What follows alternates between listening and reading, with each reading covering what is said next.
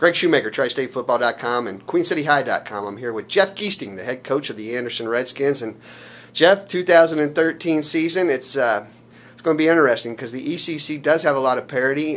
Even the teams that have been stalwarts for a long time, they seem to be coming back toward the middle of the pack. Yeah, I think so. The thing about our league is schools are all very comparable in size. I think the coaching is really good in our league. I think that every school guy's a good coach and has got a good program going. And you know, the parity, it'll be interesting to see how it goes. And then the next year after that, when Withrow joins the league, it'll be even better. So you know, we're excited to be in the league. It was a good experience last year. We didn't do as well as we wanted to, obviously, but it's a good league. Well, let's talk a little bit about Withrow. You've got them on your schedule. You've really got a nice little thing going with them, a good competitive balance already. Your schedule, over the past couple of years, you guys have lost a lot of tough games. Yeah. Going into next year, the senior class, how do you prepare for them to get over that mental hump of winning those games? Well, the scheduling is sometimes you're subject to your success in the past. In our run from 07 to 09 and 010, even we were 8-2. You know, it's hard to schedule people, so we had to. We were pretty overscheduled. We were playing a lot of GMC schools and things like that. And now our schedule's going to be a little bit more. I won't say easy, but schools our size, which helps. And I think, our seniors have done a nice job there in the weight room in the off season. They've done, they've really grown as a team and things like that. And but you're right. You got to win the close games. And in the last couple of years, we haven't been able to do that. And we lost 2 close games to Withrow the last 2 years. So we have to, cut our mistakes down and things like that because they're always very athletic. And Jim Place does a great job over there too. Talking about your offense for next year, you bring back a starting quarterback. He's one of the top players in the ECC, but you lose some good players. You lose an outstanding all-state offensive wide receiver and a 1,000-yard runner.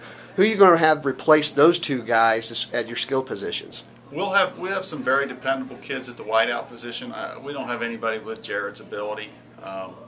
We don't get a lot of guys like him all the time. He just was a great high school receiver for us. And then Kamel's really had a nice senior year at the running back. But the running back, we can get by with just a good hard-nosed kid, and we got a few of those in the pipeline. I think that we can survive. I don't know if they have the speed Kamel had. I think a bigger loss was our size up front on our offensive line. We have to replace, find some guys there. But we've got some key pieces back, and we're optimistic they're going to be okay.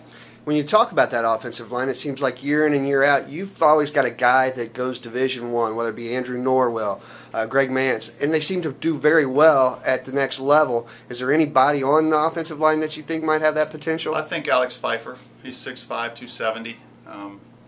I think he's got a chance to be a scholarship player somewhere.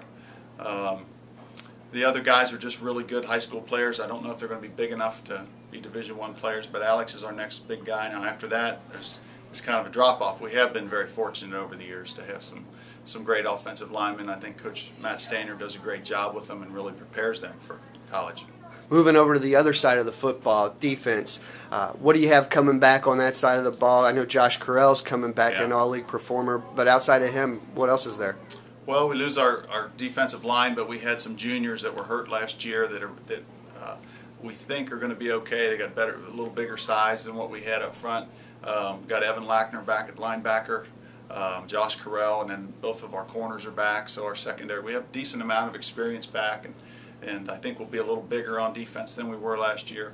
The key is, how some of these kids that were injured that didn't play more than a couple games early in the year, how they come back for their senior year. It's been 6 years since you guys won a state championship, and these kids, do they still understand what it means to go through that toughness? And I know some of the kids like Carell and some of the younger kids had older brothers playing.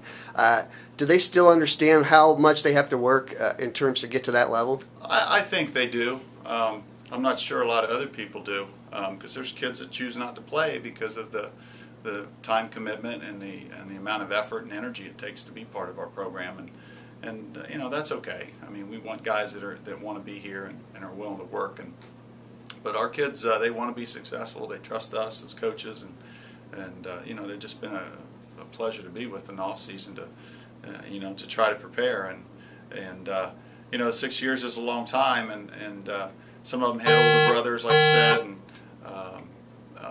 neighbors and things like that, so they're still very aware of our success. There you go. Jeff Giesting, the head coach of the Anderson Redskins. He's talking about his 2013 squad.